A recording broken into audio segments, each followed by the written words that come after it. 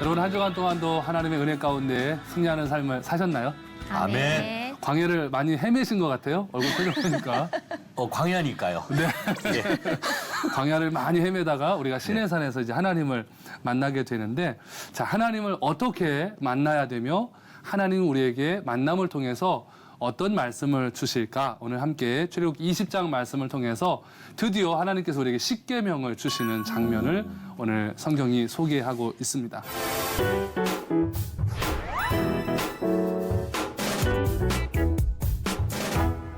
잠시 말씀을 좀 이해하기 위해서 재미난 이야기 하나 해드리고 제가 시작을 하려고 하는데요. 이렇게 하시는데 어느 날 순진한 친구가 하나 있었습니다. 그런데 이 친구가 공무원 시험을 너무 보고 싶었던 거예요. 그래서 열심히 공부를 해가지고 드디어 공무원 시험에 합격을 했고 첫 그 배정을 동사무소를 받았습니다. 그 동사무소에 가서 첫 출근했는데 여러분 얼마나 막 설레이고 긴장도 되고 뿌듯했겠어요. 근데 아침에 동사무소 선배들이 와가지고 이야기를 하는 거예요. 지금부터 민원 서류를 발급하는 일을 하게 될 텐데 원칙이 있다. 그 원칙은 바로 본인을 꼭 확인해야 된다. 본인을 확인하지 않으면 문제가 생긴다. 그러니까 꼭 확인하고 본인에게만 서류를 떼줘라. 이렇게 가르쳐 줬어요. 여러분 사실 맞는 또 이야기잖아요. 그렇죠? 그래서 열심히 이제 준비를 하고 있다가 어느덧 점심시간이 됐어요. 오전에는 선배들이 하는 걸 구경만 했는데 점심시간이 되면서 선배들이 먼저 밥을 먹으러 싹 나가면서 이 신입만 내비둔 거예요. 이 순진한 친구만. 그러면서 잘 지켜, 민원인 오시면 잘 친절하게 대하고 그리고 나갔습니다. 혼자 우두커니 이제 앉아있는데 드디어 한 아주머니가 딱 들어오는 거예요. 얼마나 긴장을 했는지요. 바짝 얼어가지고 이러고 있는 거예요. 아주머니도 들어오시다가 이 순진한 공무원 표정을 보면서 아주머니도 같이 이제 얼은 거예요. 서로 막 어색한 만남이 됐어요. 그때 이제 와가지고 아주머니가 이야기합니다. 저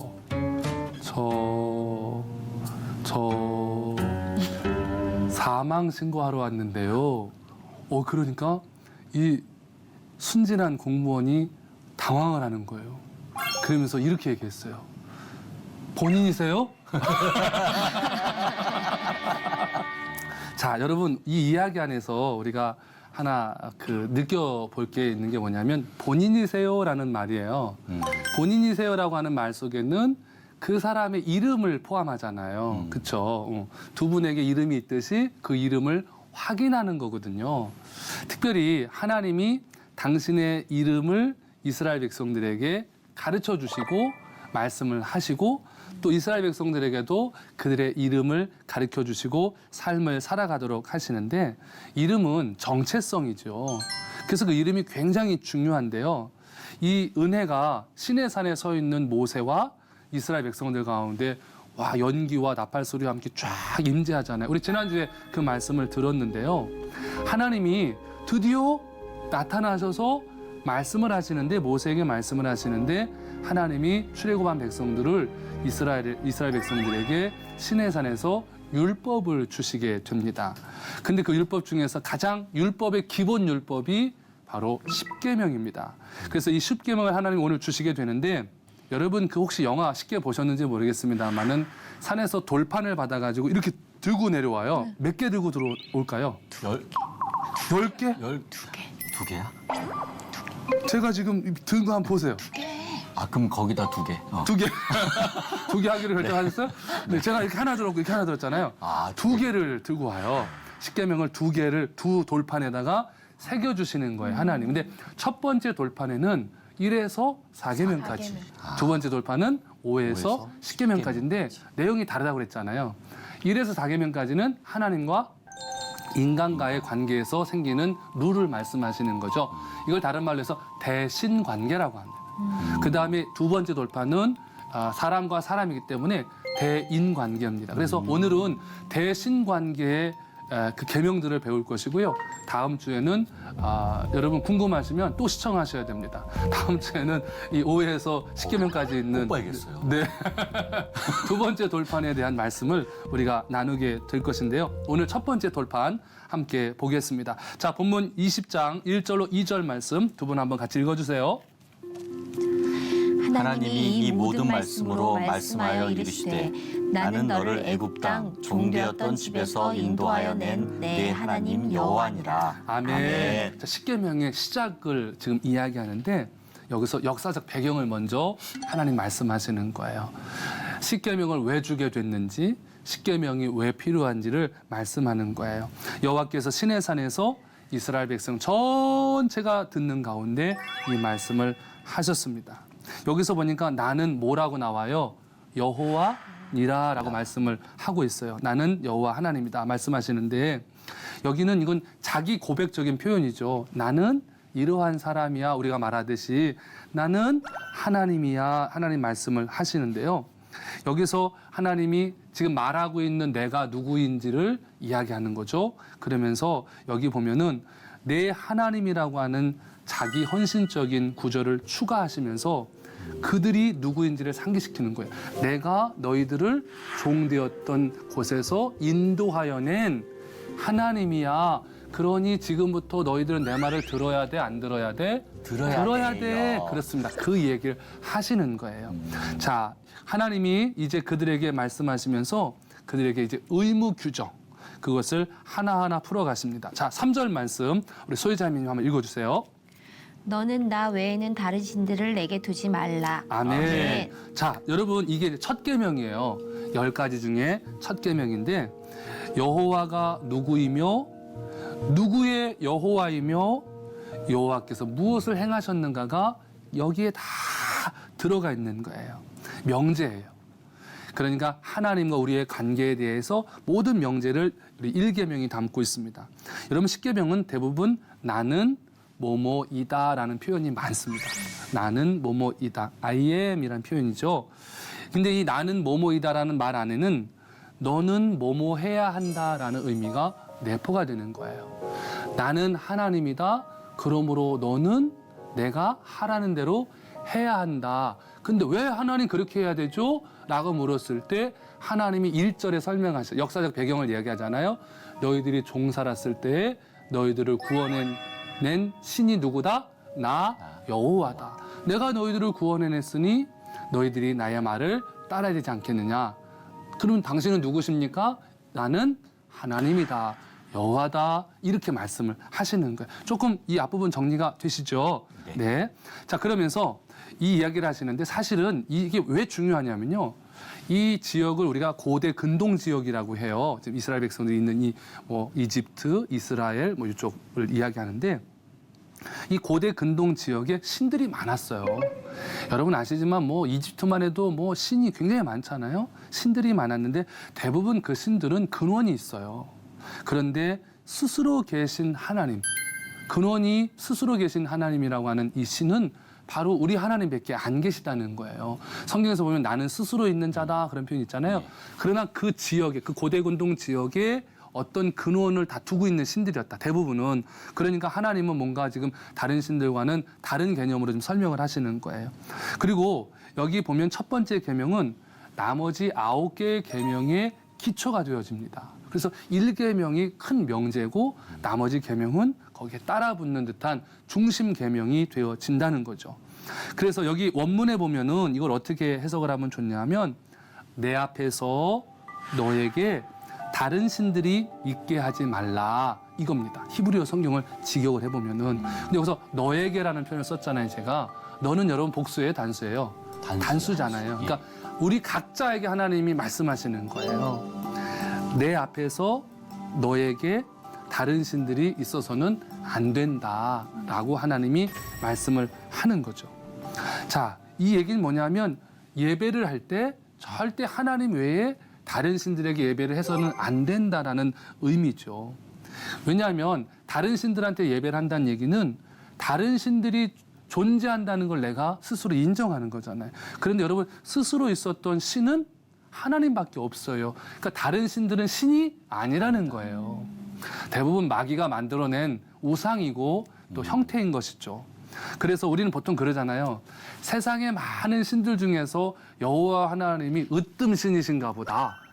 신 중에 신이신가 보다. 이렇게 생각할 수 있어요. 그렇지 않아요. 여러분 고대 그리스 로마 신화에도 보면은 그렇죠. 신들이 많고 그중에서 최고 신이 여러분 뭐예요? 제우스라고 하잖아요. 우리가 이 사상 가운데 이 말씀을 보면 안 된다는 거예요. 이 세상의 신은 오직 여호와 하나님 한 분이다. 다른 신들은 존재한다 안 한다? 안 한다는 거예요. 그건 신이 아니라는 거예요. 사탄이 만들어낸 형상일 뿐이라는 이야기입니다. 자, 본문 4절로 6절 말씀을 우리 승대 형제님 한번 읽어주세요. 네. 너를 위하여 새긴 우상을 만들지 말고 또 위로 하늘에 있는 것이나 아래로 땅에 있는 것이나 땅 아래 물속에 있는 것에 어떤 형상도 만들지 말며 그것들에게 절하지 말며 그것들을 섬기지 말라. 나 네 하나님 여호와는 질투하는 하나님인즉 나를 미워하는 자의 죄를 갚되 아버지로부터 아들에게로 3대까지 이르게 하거니와 나를 사랑하고 내 계명을 지키는 자에게는 1000대까지 은혜를 베푸느니라. 아멘. 아멘. 아, 근데 어쩜 그렇게 성경을 또박또박 잘 읽으세요?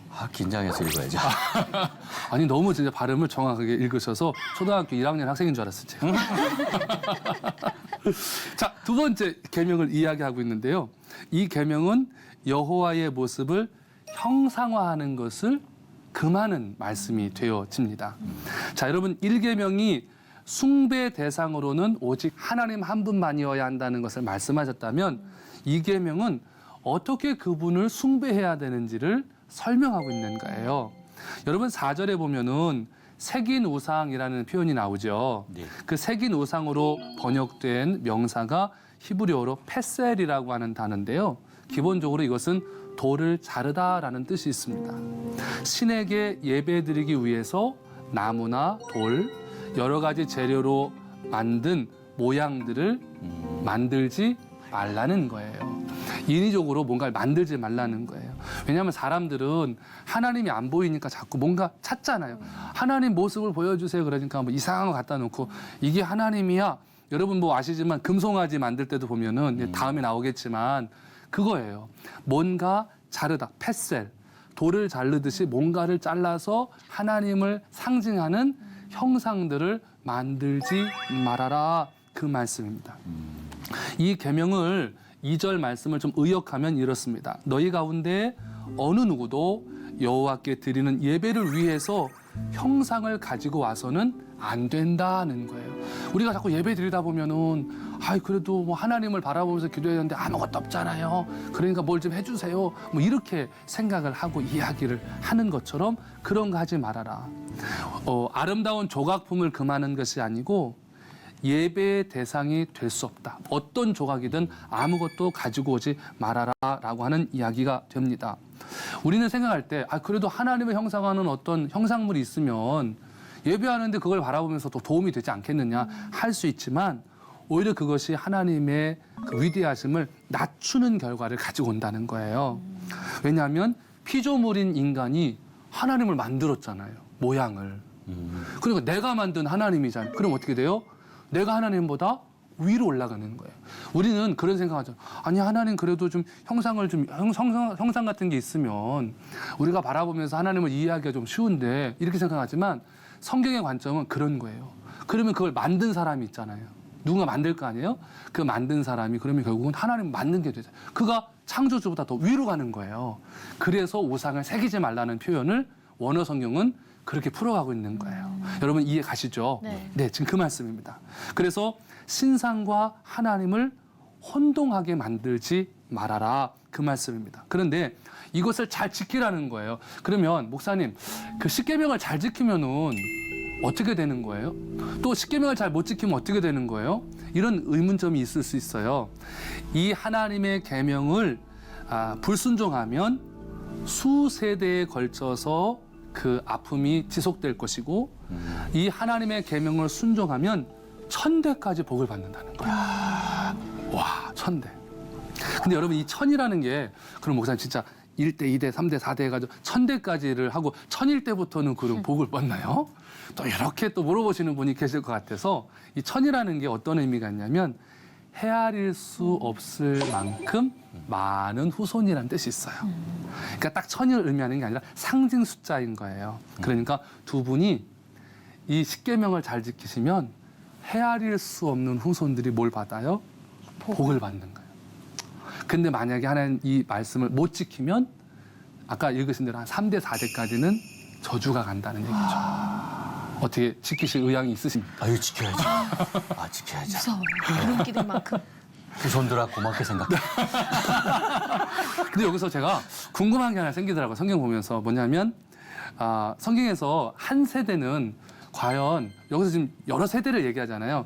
과연 얼마를 가리킬까 하는 궁금증이 생겼어요. 성경에서 세대를 말할 때는 히브리어로 도르라고 하는 표현을 쓰게 되는데 이 도르는 시대나 기간이나 세대라는 뜻을 가지고 있습니다. 근데 신명기 2장 14절에 보면은 이런 말씀이 있어요. 가데스 바네아에서 떠나 세렛 시내를 건너기까지 38년 동안이라 이때에는 그 시대의 모든 군인들이 여호와께서 그들에게 맹세하신 대로 진영 중에서 다 멸망하였나니. 아멘. 여기에 보면은 이 도르라는 단어가 보통 단수로 되어져 있습니다. 그러니까 앞으로 올 세대뿐 아니라 특별히 살아있는 세대와 광야에서 죽은 세대까지도 다 포함하는 의미가 있습니다. 그러니까 성경에서 말하는 이 도르라고 하는 표현은 보통 한 40년을 보는 게 정확합니다. 40년. 왜냐하면 광야에서 20살 이상 되던 사람들이 40년 이내에 모두 죽었어요. 여러분 아시지만 애굽에서 나왔던 사람 중에서 40년 돌아가지고 가나안 들어갈 때는 딱 2명만 들어가 다 죽잖아요. 그래서 한 세대를 성경은 보통 40년으로 본다는 겁니다. 그리고 모압 비석에도 한 세대가 40년으로 기록이 되어져 있어요. 그러니까 여기서 지금 1000대라고 그러면 한 세대를 40년씩 계산하면 엄청난 시간인 거예요. 그 두 분이 십계명 이렇게만 잘 지키고 살아가셔도요. 제가 볼 때 거의 영원한 숫자일 것 같아요. 자손들이 못 받는 게. 정말 생각해도 얼마나 큰 축복인지 몰라요. 자, 우리 본문 7절 말씀 다 같이 한번 읽겠습니다. 너는 내 하나님 여호와 이름을 망령되게 부르지 말라. 여호와는 그의 이름을 망령되게 부르는 자를 죄 없게 하지 아니하리라. 아멘. 자, 3계명이죠. 구약에 여호와라고 하는 이름이 몇 번 나온지 아세요? 6,828번이 나옵니다. 구약 성경에만. 네. 그리고 엘로힘이라는 말은 2,600번 이상이 나와요. 이 여호와는 이스라엘의 하나님만을 지칭하는 이름입니다. 엘로힘도 이스라엘의 하나님을 지칭하는 말인데 오늘 이 하나님의 이름을 망령되이 일컬으면 하나님이 죄를 짓는 거다. 그렇게 말씀을 하는 거예요. 왜 그럴까요? 이름 안에는 인격이 담겨져 있잖아요. 그 이름을 함부로 부르는. 혹시 두 분은 부모님 성함을 사람들한테 소개할 때 어떻게 하세요? 우리 아버지는 누구 이렇게 하시나요? 무슨 자 그렇죠. 쓰십니다. 무슨 자 쓰시죠. 이렇게 이야기하잖아요. 그것처럼 하나님의 이름을 좋지 않은 목적으로 쓰는 것을 하나님이 금하고 있는 거예요. 여러분 이스라엘 백성들은 원래 하나님의 이름을 이 성경에서는 야훼라고 하거든요. 이 야훼를 번역하면서 우리나라에서 이걸 야훼를 여호와로 번역을 한 거예요. 그러니까 여호와는 사실은 죄송하지만 우리 한국 사람들만 쓰는 하나님의 이름이에요. 그러니까 다른 나라 사람들한테 여호와 그러면 잘 몰라요. 다른 분들한테 야훼라고 해야 되는데 이스라엘 백성들이 이 야훼 이름을 함부로 부르지 말라는 이 3절, 이 3계명 때문에 그들이 어떻게 불렀냐면 아도나이 그렇게 불렀어요. 아도나이는 나의 주님 그런 뜻이에요. 그러니까 감히 어떻게 야훼의 이름을 우리가 부를 수 있느냐. 그 나중에 성경에 이렇게 보면서 그들이 정말 하나님이 얼마나 하나님을 사랑했는가를 알 수 있는 거예요. 자, 우리 다 같이 8절 말씀 또 같이 읽겠습니다. 안식일을 기억하여 거룩하게 지키라. 아멘. 제 4계명인데요. 기억하여 지키라 그렇게 말씀을 하고 있죠. 히브리어로는 자코르라고 하는 단어를 씁니다. 근데 이 자코르는 자카르라고 하는 단어의 부정사입니다. 그래서 여기서는 명령형으로 또 번역을 해놓고 있는데요. 동사 자카르는 기본적으로 기억하다라는 뜻이지만 단순한 암기나 기억만을 의미하는 것이 아니라 지키기 위해서 기억하라는 거예요. 그러니까 우리가 그냥 기억하세요 이 말하고 지키기 위해서 기억하세요 이 말은 좀 다르잖아요. 그러니까 지금 이 4계명은 안식일을 뭐 하기 위해서? 지키기 위해서 기억하세요. 이게 원어의 표현이 되어집니다. 하나님의 말씀을 우리가 기억해야 되는 이유는 뭐예요? 뭐 하기 위해서? 지키기 위해서 기억하라는 거예요. 오늘 10계명도 우리가 지금 하나님이 왜 듣게 하시고 하나님 기억하라고 하실까요? 뭐 하라고? 지키기 위해서. 그겁니다. 강조점이 지키기 위해서예요.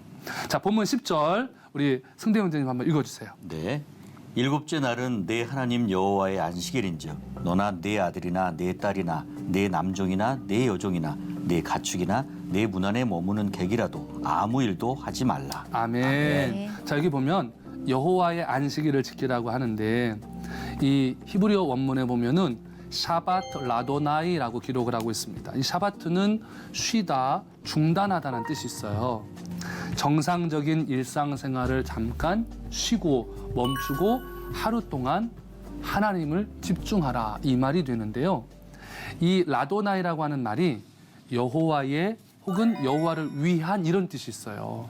그러니까 우리가 일주일 동안 하루를 쉬고 하나님을 예배하는 날이 안식일인데 그 안식일은 내가 쉼을 얻는 시간이 아니에요. 어떤 분들은 그래요. 목사님, 주일인데 저 좀 쉬어야지요. 교회에서 너무 뭐 사역시키지 마세요. 저 이 나라로 안 쉬면 언제 쉬어요? 막 이러거든요. 웃으시는 거 보니까 두 분도 그런 마음이 있으신 것 같은데. 아이쿠야. 근데 제가 지금 정확히 설명드리는 이 날은 여호와를 위해서 쉬는 날인 거예요. 원어 성경에 보면 여호와를 위한 뜻인 거예요. 그러니까 하나님을 위한 안식일이지 나를 위한 안식일이 아니라는 거예요. 안식일은 여호와를 기념하고 그분의 창조와 구원을 기억하고 그분께 경배하는 날로 하나님이 기념하여 쉬라고 말씀을 하는 건데 여기 내 문 안에 이런 표현이 있어요. 이건 뭐냐면은 히브리어로 비시 아레카라고 하는 표현인데요. 이것은 집 문 안에 있는 모든 사람에 해당합니다. 그러니까 이스라엘 백성들과 함께 살아가는 모든 사람들, 심지어 그 집에 여행 온 사람들도 그날은 안식일을 지켜야 되는 거예요. 그러니까 여러분 가정이 인과 기도가 되실 수 있도록 기도하시는 것도 십계명을 잘 지키는 방법 중에 하나가 된다는 거예요. 그러면 안식일의 목적은 뭘까요? 정확하게 좀 설명을 드리면 신명기 5장 14절에 보면 일곱째 날은 내 하나님 여호와의 안식일인즉 너나 내 아들이나 내 딸이나 내 남종이나 내 여종이나 내 소나 내 낙이나 내 모든 가축이나 내 문 안에 유하는 객이라도 아무 일도 하지 못하게 하고 내 남종이나 내 여종에게 너같이 안식하게 할지니라. 아멘. 그러니까 우리 집안에 있는 모든 사람들에게 쉼을 주라는 거예요.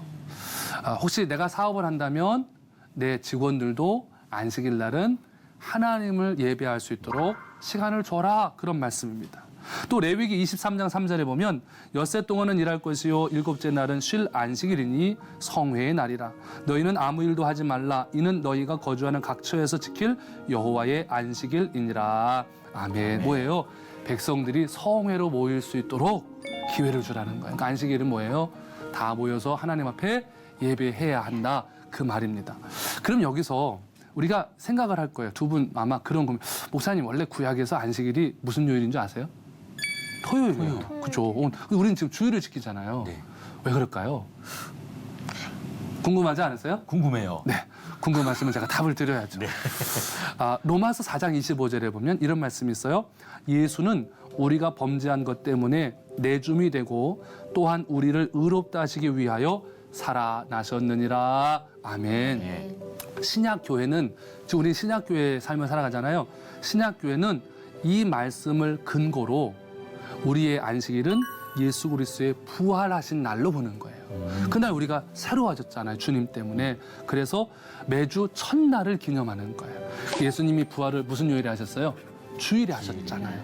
그래서 안식일이 주일로 신약교회가 옮겨져 오게 됩니다. 그래서 우리가 그날은 왜 그러면 하나님 왜 부활한 주일날 우리가 안식하게 하시느냐? 언젠가 예수님이 재림하시면 우리 영원한 안식을 갖게 되잖아요. 부활하신 예수님이 재림하실 거잖아요. 그래서 부활하신 예수님을 바라보면서 앞으로 주어질 영원한 쉼을 미리 한번 맛봐라. 그런 의미도 이 안에 포함되어 있어요. 그래서 주일을 지키는, 그렇습니다. 약속의 의미가 있습니다. 어쩜 이렇게 하나를 알려드리면 두 개를 깨달으세요. 뭘 왜 이러지?